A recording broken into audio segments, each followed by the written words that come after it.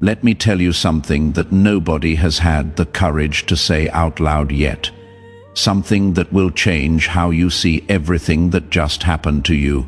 While you were breaking apart in private, while you were holding yourself together with whatever strength you had left, while you were wondering if anyone even noticed what it was costing you to keep going. Something in the spiritual realm was taking notes. Not the casual kind of observation where someone glances in your direction and moves on. I am talking about the kind of attention that stops everything else. The kind that creates a record that cannot be erased, cannot be revised, cannot be undone by time or circumstance. What happened to you in that season, the one you barely talk about because nobody would understand it anyway?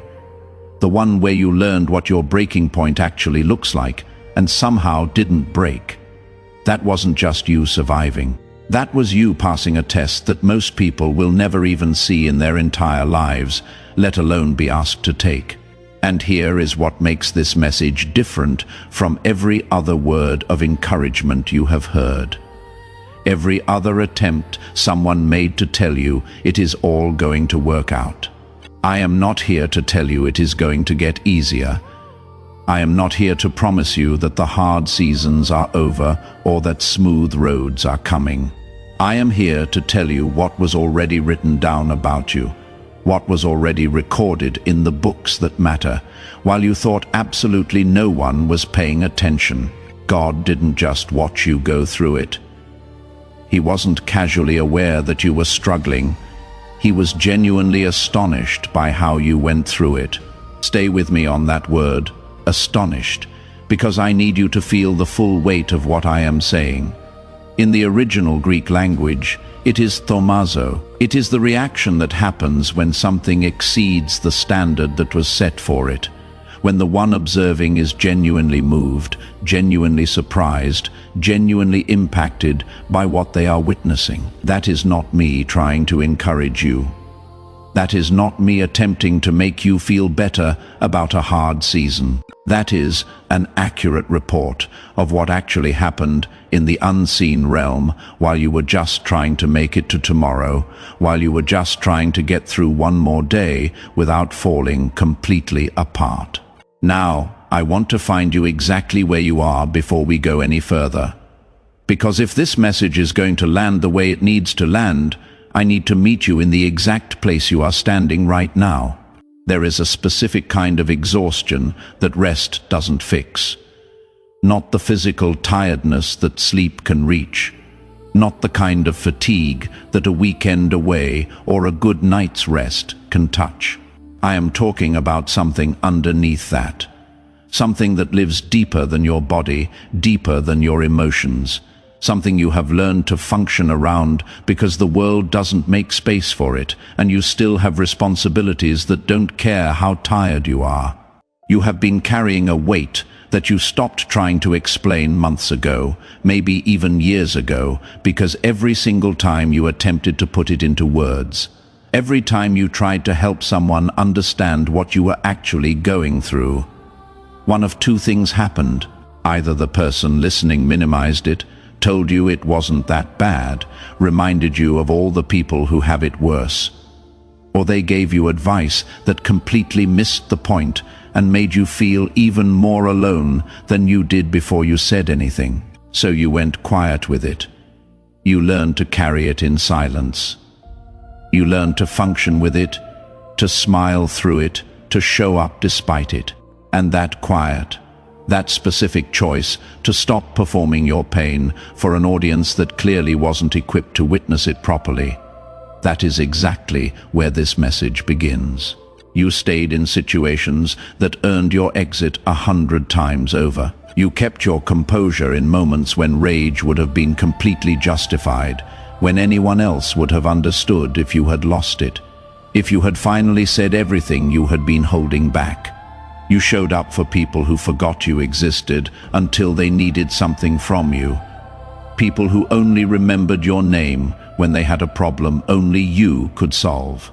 You held on in seasons where letting go would have made complete and total sense to anyone watching from the outside, where walking away would have actually been the reasonable thing to do.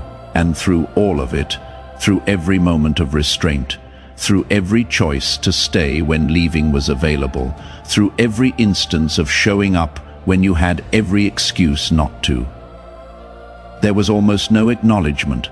Almost no one saw it. Almost no one said, "Thank you."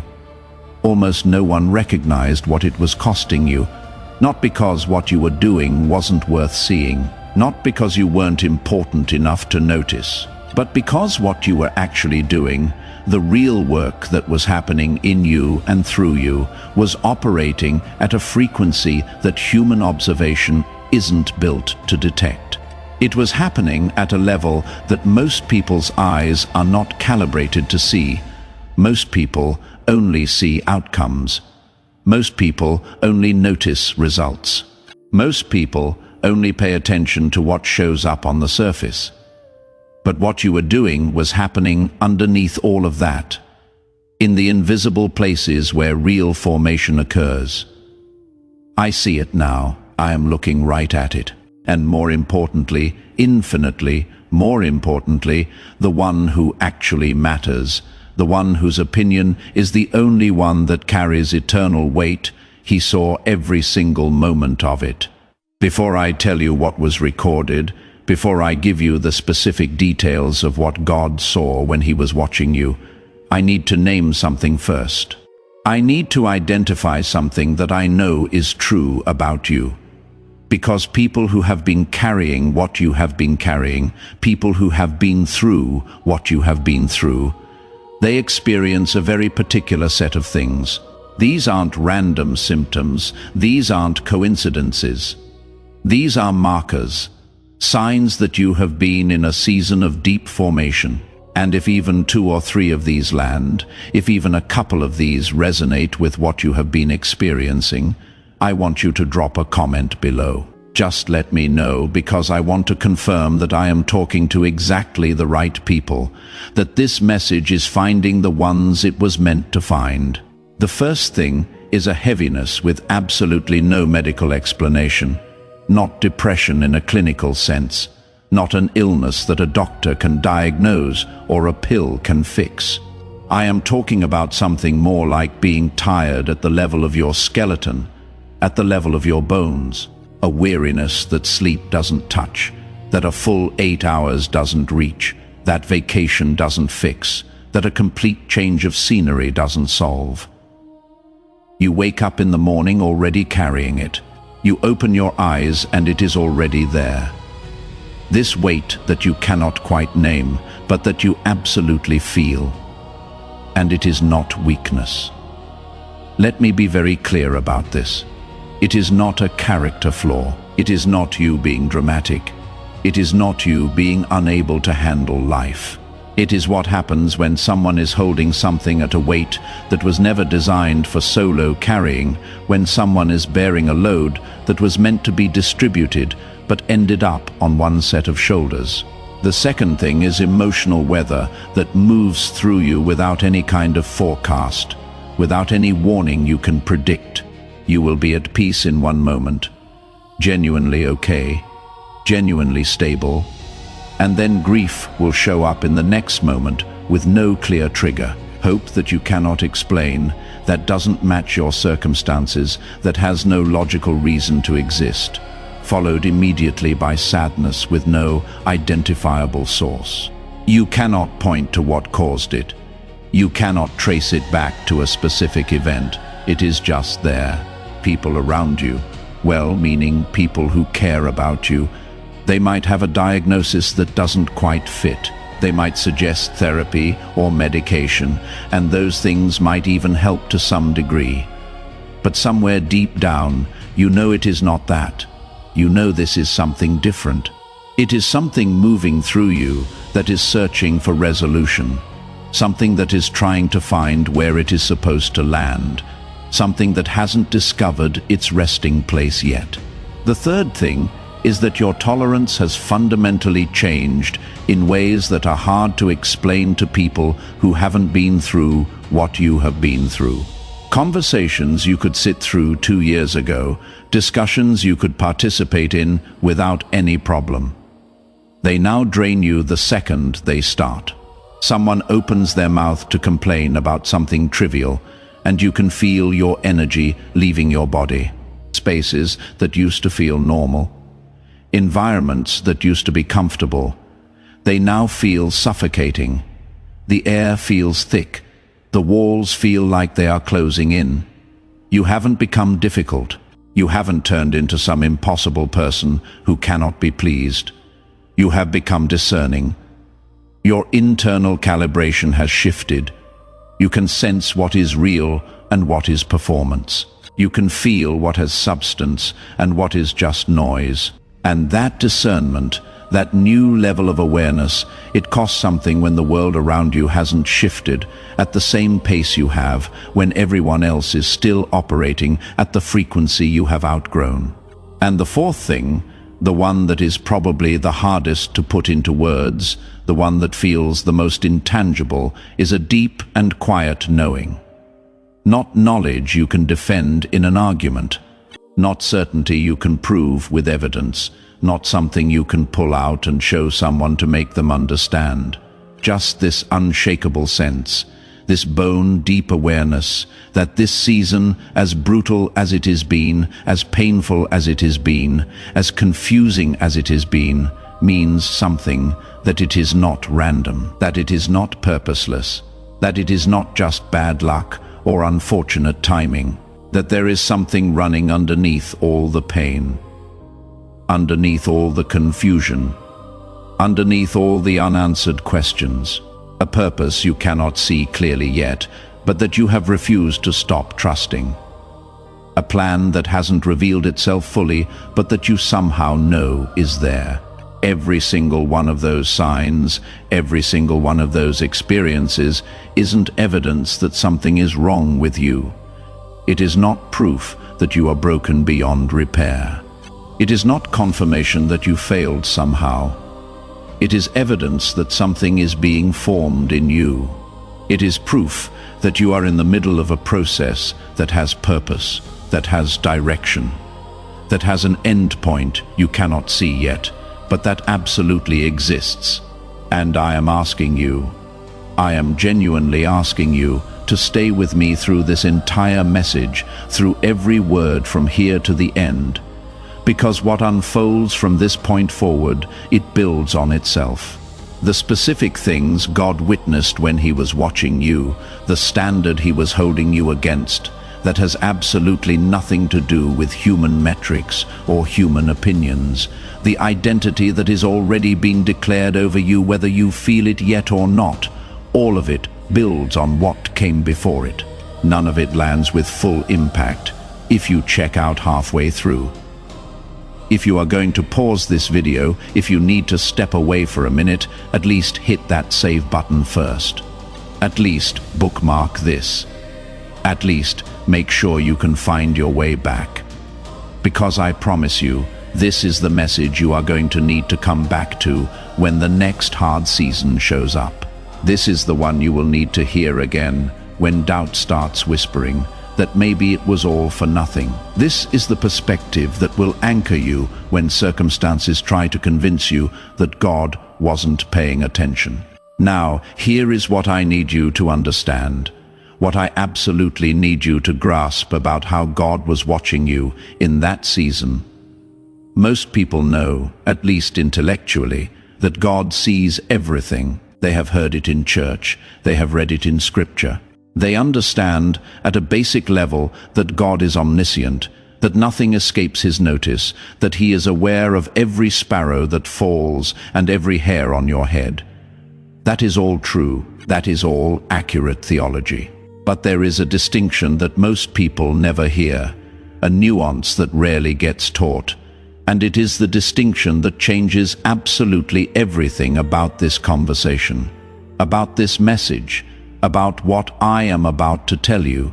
There is a difference, a profound difference, between God's awareness and God's attention. Awareness is comprehensive. Awareness is constant. Awareness is the way someone who built something knows every single detail of what they created, every component, every system, every potential outcome. It is always there. It never turns off. It is the baseline of how God relates to everything that exists. But attention is something completely different. Attention is what happens when something causes the builder to stop what he is doing. Attention is what happens when something makes the creator set everything else down and lean in close. Attention is what happens when something performs at a level that his general awareness, as infinite as it is, didn't fully prepare him for. God's attention was on you, not his passive knowing, not his distant awareness, not his casual observation, his active, focused, arrested attention. The kind of attention that produces response.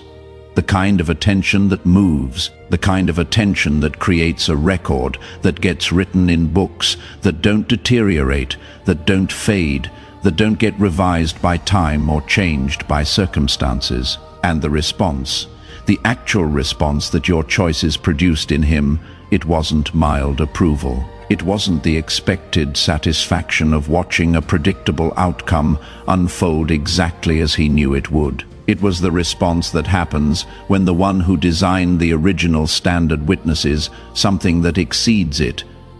When the one who set the bar watches someone clear it by a margin. He didn't anticipate. I hear the Father saying this to you today. I hear him speaking these words over your life right now, and I need you to receive them in whatever way feels most true to you, in whatever way you are able to hold them. He is saying, I saw you, not from a distance, like someone observing from far away, not from some removed heavenly position where I was vaguely aware that something was happening. I saw you from right beside you. I was in the room where no one else was present. I was in the moment where no one else could see what was actually happening. I was standing right there when the door was closed and the lights were off and you thought you were completely alone. I saw what it cost you to stay. I saw the exact price you paid to not walk away. I saw the instant where you had every right to collapse, every justification to fall apart, every reason to say enough is enough, and I watched you choose not to. I saw the way you protected something when everything around you was giving you permission to let it go. Your faith when circumstances said there was nothing left to believe in. Your integrity when compromise would have been so much easier. The thing you were quietly being shaped into, the version of yourself that was emerging through the pressure, you protected that even when protecting it made absolutely no sense from a human perspective. I saw the restraint you practiced when retaliation was not just available but justified. I saw the silence you kept when defense was expected, when everyone would have understood if you had spoken up, when any reasonable person would have said you had the right to set the record straight. I saw you choose the narrow way, the harder path, the road less traveled, when the wide way had fewer consequences, when the easy choice was right there in front of you, and you walked past it. And what I witnessed in you, what I observed in those moments when you thought no one was watching, it moved me. It genuinely moved me. Let me be specific about what God saw, because this is where most messages stay vague, and this one will not. There were 5 qualities you demonstrated in that season that heaven recognized as extraordinary. And I need you to receive this not as flattery, but as an accurate account of what was recorded.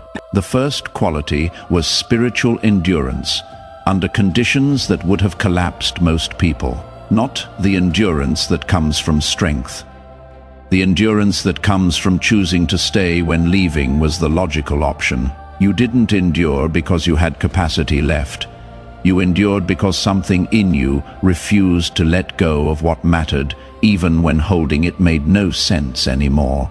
That kind of endurance, the kind that operates past the point where human will runs out. That is what moved heaven. The second quality was restraint in the face of injustice. You had opportunities to defend yourself, to correct the narrative, to set the record straight, and you chose silence instead. Not because you were weak, because you understood something most people never learn. That vengeance belongs somewhere else, and your assignment in that moment was to trust the process, even when the process looked like loss. That restraint, when you had the right and the ammunition to fight back, that registered. The third quality was faithfulness.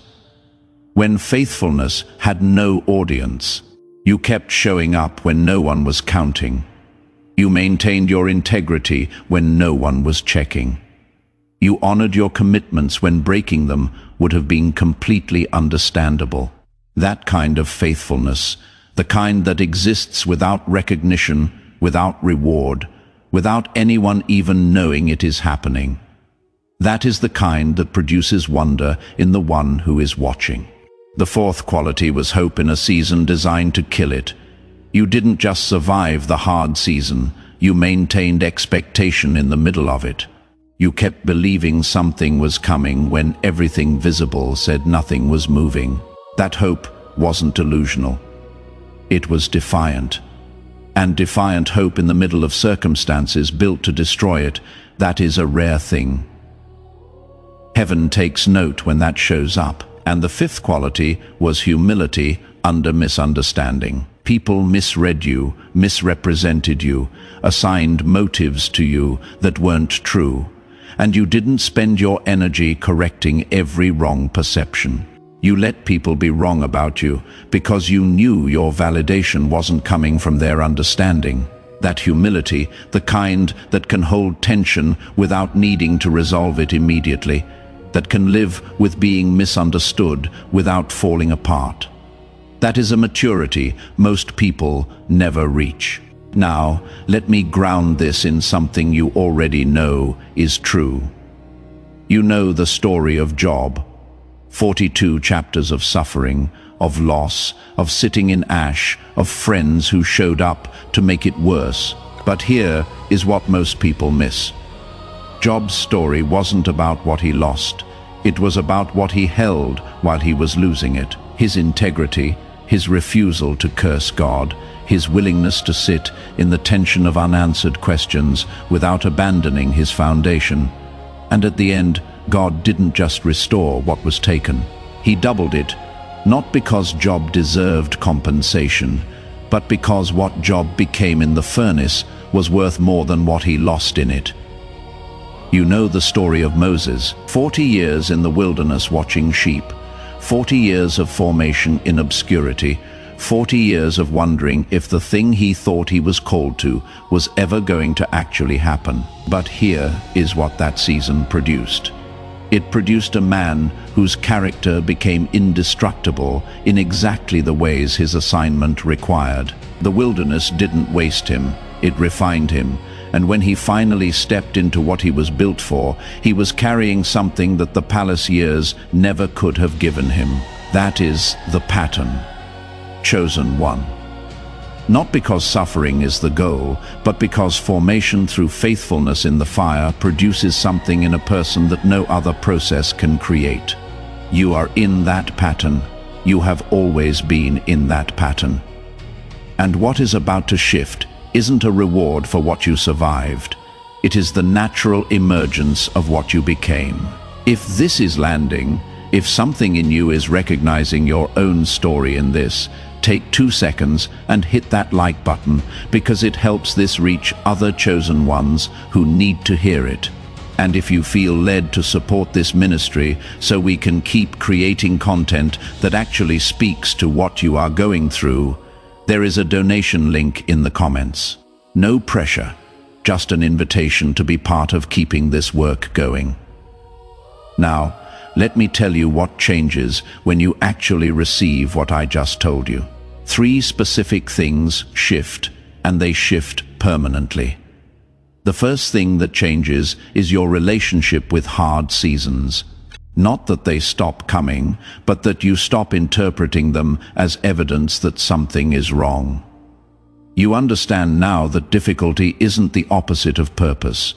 It is often the location of it. The weight you carried last time wasn't proof that you were off path. It was proof that you were exactly where you needed to be for something to get built in you that easier seasons cannot build. That knowing changes how you walk into the next hard thing.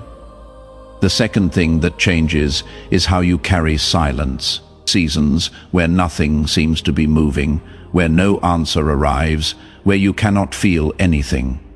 Those will read differently now, not as abandonment, as preparation. You know what silence produced last time. You will not lose trust in it the next time it shows up. And the third thing that changes is how you receive yourself. You don't have to keep auditioning for your own approval. You don't have to earn your way back to a sense of worth every morning. What God recorded about you in your hardest season isn't waiting for your next performance to confirm it. It is already done. You live from it now, not toward it. Before we close, I want to do something with you. Not complicated, just something you can do from exactly where you are. In your mind, not out loud, go to the hardest point of the season we have been talking about.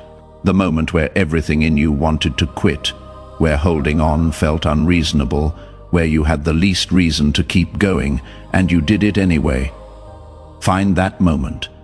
Sit in it for just a second. Now, without moving, I want you to see something you couldn't see then. In that exact moment, there was a quality of attention on you that you had no way of perceiving at the time. Not distant, not general. The specific, focused, arrested attention of the one who knows every version of you that could have existed, watching the version that showed up in that moment. Watching what you chose, what you held, what came out of you under pressure that had always been in you, but had never been visible in quite that form until then. And the response to what was witnessed wasn't patience. It wasn't mild approval. It was thaumazo, genuine divine wonder. That moment is already recorded. It is not waiting for your permission to be real. It doesn't need your agreement to have happened. It happened, it registered, and you have been carrying the weight of that season as if it was only loss, when it was also one of the most significant moments of your entire life. Let that settle differently right now. If there is something in you that wants to say yes to what you just received, if you want to anchor this moment, drop the words I passed in the comments. Not for me, not for anyone else. As a declaration, as the moment you agreed with what heaven already recorded about you. Now let me speak to who you are from here. You are a spiritual warrior, not because you are strong, but because you held ground in the exact place where holding felt impossible. You are a cycle breaker, something that had been moving, repeating, gaining momentum through generations or through patterns you inherited. It stopped with you. You are a wounded healer. The depth of what you went through is the depth of what you now carry for others. And your understanding of suffering isn't theoretical, it is lived. You are a seer. That perception that has always made you feel different, that is your assignment, not your dysfunction. And you are the voice. The silence you kept while being misunderstood. That silence is what gives your voice its weight when it finally arrives. And it is arriving. Let me close this the way it deserves to be closed. What you carried, it was real and it was seen. What you held, it cost you something and it was honored. What you chose in the moments, no one witnessed. It mattered and it was recorded. I hear the Father saying over you right now, my child, what I saw in you was not performance. It was character. What you showed me was not perfection. It was faithfulness. And faithfulness in the silence, in the waiting, in the seasons where no one was watching and no applause was coming. That is what moves me. You handled it better than you know. You have been carrying the weight of that season as loss. I am asking you to carry it as what it actually was, the foundation your future is being built on. You are not approaching something. You have already passed something. And what comes next isn't a reward for what you survived. It is the natural movement of what you became. Walk like it, because heaven already knows your name. From this moment, may what was taken be returned with increase. May what was closed begin to open. May what was silent begin to speak in a language the right people understand. May what was hidden be given its proper season in the light. May the formation of this season become the foundation of everything coming. And may you go from here not as someone who made it through, but as someone who was commissioned by the very thing that tried to stop them. Go, chosen one. Heaven already knew this about you. Now you do too.